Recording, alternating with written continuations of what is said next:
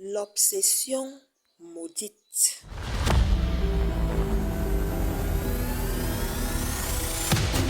On dit qu'il faut faire attention à ce que l'on souhaite, parce que, parfois, nos vœux sont exaucés, mais jamais de la manière qu'on espérait.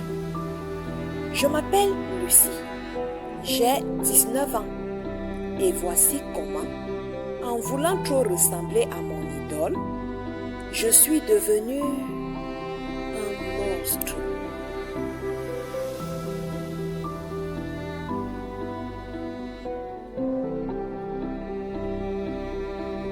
Chaque nuit, je restais des heures à faire défiler le compte de Soraya Glam.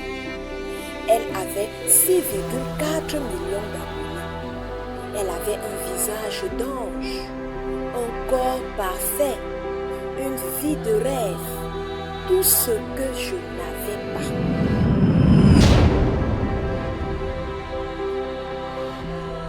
À chaque vidéo, je me sentais plus vide. J'étais une ombre.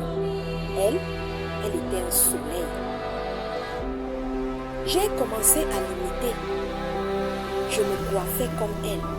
Je m'habillais comme elle. Je me maquillais comme elle. J'essayais même de parler comme elle. Je changeais de démarche pour marcher comme Soraya. Je mangeais ce que Soraya mangeait. Je n'arrivais pas vraiment à être elle. Parce que oui, je l'enviais. Je voulais devenir Soraya. Mais tout ce que j'essayais n'était jamais assez. Lorsque je me regardais dans le miroir, je n'étais pas satisfaite. Je voulais que mon reflet devienne celui de Soraya.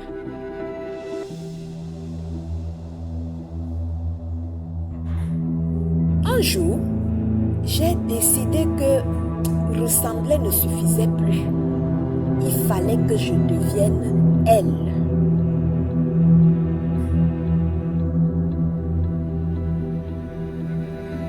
Amira était une fille mystérieuse. On disait qu'elle avait des connaissances, elle avait les relations, qu'elle faisait appel à des forces anciennes pour obtenir tout ce qu'elle voulait. Je suis allée lui parler de mon problème, de mon ambition de devenir Soraya. Elle m'a écoutée sans rire.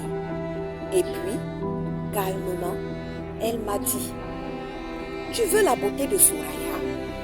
Il y a un homme qui peut t'aider, mais ce qu'il donne, il ne le reprend pas. » Puis, elle m'a glissé une adresse écrite à la main.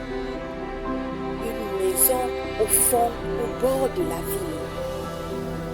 « Va seule, me dit-elle, de nuit, il t'attendra. »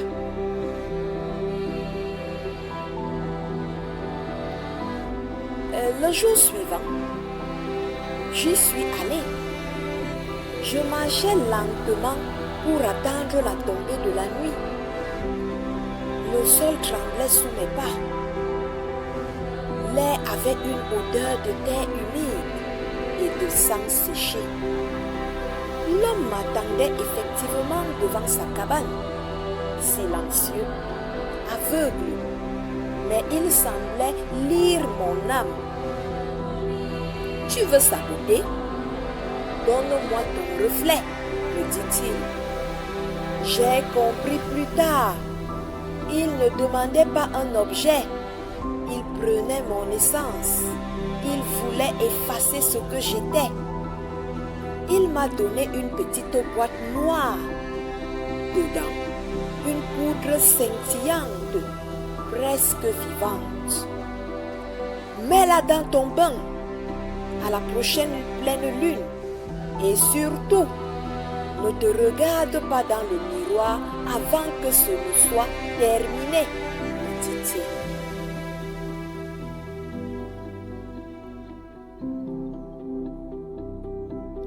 Les jours suivants, j'ai tout préparé. J'ai nettoyé ma chambre, jeté mes anciens vêtements, supprimé mes photos. Il ne resterait que Soraya. J'ai imprimé son visage, collé ses photos partout. Le soir venu, j'ai éteint toutes les lumières. J'ai rempli la baignoire. La lune était haute. Je sentais qu'elle m'observait. J'ai versé la poudre dans l'eau. L'eau est devenue vivante, couleur dorée. Elle a vibré. Une brume dorée s'en est échappée. Je suis entrée dans le bain, lentement, toute nue. D'abord, une chaleur agréable, puis des picotements, puis une douleur, une brûlure. J'ai crié. Mon visage était tout froissé de douleur. Mon corps se tordait, il se tendait. Mes os bougeaient sous ma peau. Des écailles sont apparues. Mon visage s'est figé. Et malgré l'avertissement, j'ai levé les yeux vers le miroir. Oh, quelle horreur! Ce que j'ai vu n'était pas Soraya. C'était une créature. Moi, un serpent. Oh!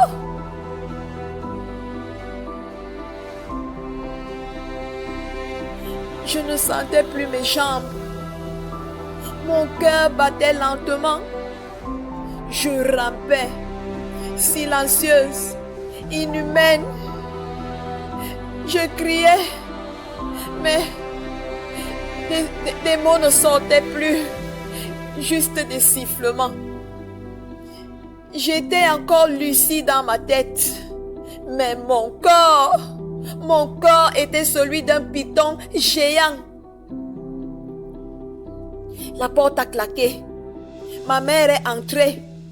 Elle a crié, renversé une chaise. Et moi, j'ai voulu parler, mais seul un sifflement est sorti. Ma mère s'est enfuie. Et moi, je me suis roulée sur moi-même dans l'ombre.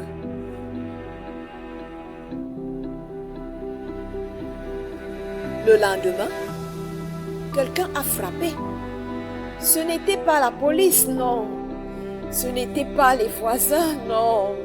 Ce n'était pas ma mère qui revenait, non, non. Ce n'était pas une amie qui me cherchait, non. C'était le marabout. Il savait.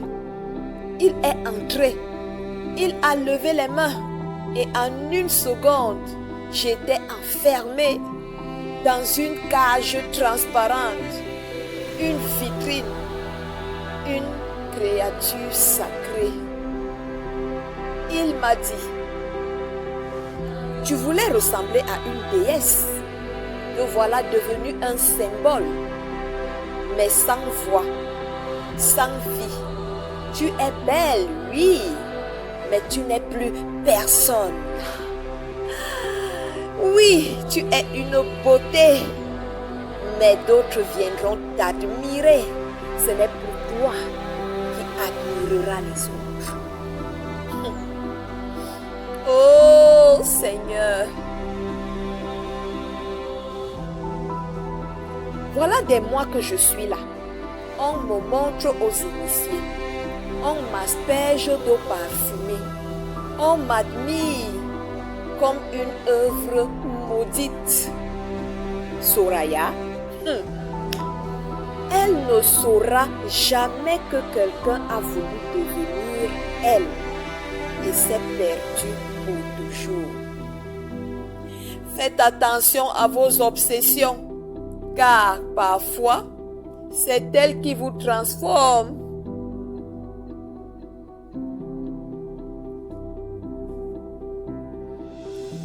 Abonne-toi si tu veux découvrir d'autres histoires mystérieuses que personne n'ose rencontrer. Et souviens-toi, la beauté peut